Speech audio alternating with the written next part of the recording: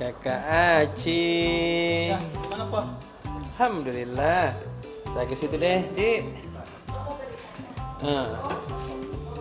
Jadi apa ini yang lagi hangat ini? Yang hangat tentu di politik.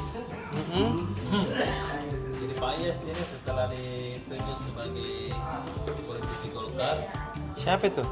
Pak Ilham Aziz Oh iya? langsung keliling Sulsel. Ya tahu.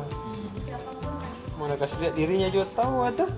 Pertama itu, kemudian kedua mengkampanyekan ketua umum DPP Partai Golkar, Iya. Erlangga Hartarto sebagai calon Presiden. presiden di Pilpres. Iya. Itu tadi dilakukan, bahkan ditemui semua senior Golkar, simpatisan Golkar untuk supaya mendukung itu. Iya. Dan Pak Yes kan masih banyak orang-orangnya di Golkar toh. Betul. Lagi sudah kembali lagi. Welcome back home. Bahasanya hari kemarin. Jadi pergerakan ini tidak sama dengan pergerakan partai. Partai beda, Pak Yes juga beda di Golkar. Jadi ini semacam perlawanan ketika nanti kemungkinan Pak Yes akan ditunjuk sebagai ketua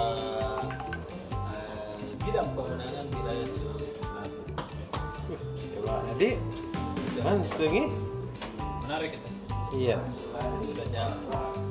Yang ini bilang tadi ini ketua bidang pemenangan wilayah Sulawesi. Jadi tidak ngarang-ngarang. Iya. Apakah itu terjadi kita tunggu nanti sekarang. Tapi kayaknya peluangnya besar sekali. Ya, Pak Muhyiddin M. Said yang bilang. Kita tunggu saja nanti. Itu yang lain tentu ada juga gubernur ini akan memberikan hibah 10 miliar lagi kepada DKPR. Hibah untuk menjalankan bagaimana guru-guru ngaji ini bisa berkembang. Betul. Tahun lalu 2021 dengan miliar ini ada 10 miliar. Ada nih. Memang kan Pak Gubernur selama ini dikenal sebagai orang yang dekat dengan Mas ya. Iya. Jadi untuk persoalan itu ya pasti Pak Gubernur kayaknya. Betul. Tadi sudah disampaikan di Rapim Will DKPRMI yang menghadirkan pimpinan DPD atau pimpinan Dewan Pimpinan Daerah dari kabupaten kota di wilayah disampaikan secara Bahannya itu kan 10 miliar. banyak. Kemarin saja itu 5 miliar itu mengcover 4.000 orang. Berarti naik kita Hawaii ini. Naik gitu.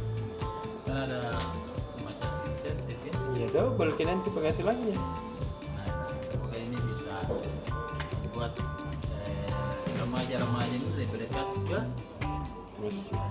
masjid sehingga lebih dekat ke Tuhan dan pasti harus lebih produktif. Yang penting tidak ada jadi dokter sunnah-sunnah. Nah, Iya. ya biasa begini banyak tuh ya sunnah ke. Jangan sampai. Kan itu kan kalau hibah itu kok Iya. enggak pas 10 miliar. Itu harus ada pertanggungjawabannya ke Pemprov sekarang. Ini pasti tahu ah. Nah, kalau tidak ada, jadi kewajiban si penerima hibah harus melaporkan. Dan itu nanti akan diperiksa oleh BPK. Jadi tidak bisa digunakan sembarang, mesti kalau misalnya itu peruntukannya guru mengaji Iya. harus dikasih. Ya tahu. Jadi dulu tidak sama dulu tuh hibah itu tidak perlu ada pertanggungjawaban, sekarang perlu. Ya. Jadi Pada kok. semakin besar hibahnya, ya semakin besar tanggung jawabnya. Iya. Jadi bukan itu mesti ada pertanggungjawaban jelas seperti itu. Kemudian di Repsus ini kita angkat terkait fatwa MUI Agak sih. yang menyampaikan bahwa akan mengatur bagaimana uang panai ini tidak memberatkan pernikahan. Iya tahu. Jadi aturannya ini kan selama ini uang panai menjadi terbiasa di Sulawesi Selatan. Kita cari tadi bahwa uang panai ini diri kita dulu sebagai lambang keseriusan dari pihak laki-laki kepada pihak perempuan. Betul. Nah, dianggap bahwa semakin besar uang panainya, maka dia dianggap lebih serius. Iya tahu. Karena kan setelah pernikahan adalah harus dilewati masalah ekonomi. Betul. Kalau tinggi uang panainya artinya secara ekonomi dia mapan. Maka syarat pertama pernikahan soal ekonomi sudah selesai. Salah. Sehingga kita bisa lanjut ke hal-hal lain. Iya tahu. Bahagia. Merajut mengurus anak dan lain-lain. Jadi itu sebenarnya filosofinya. Uang panai ini sebagai syarat bahwa dia serius, dia mampu untuk hidup. Betul. Nah, persoalan lain itu kan semua orang ada persoalan. Tapi itu bisa. Nah, karena ini dianggap sudah ada beberapa masalah uang. Iya. Hari yang terbaru itu di Maros. Jadi ada pekerjaan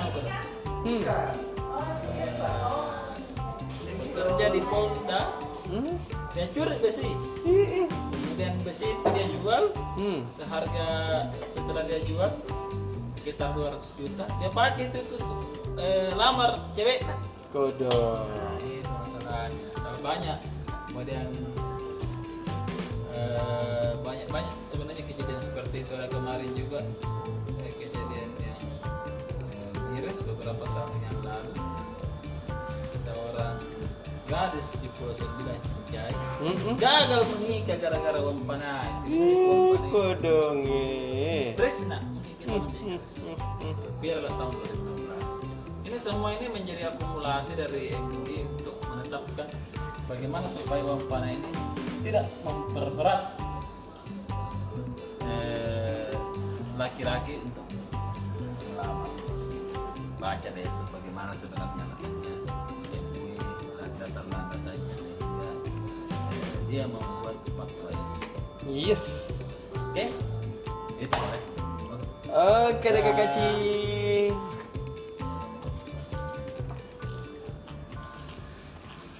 Terima kasih sudah nonton. Jangan lupa like, subscribe, dan share ya.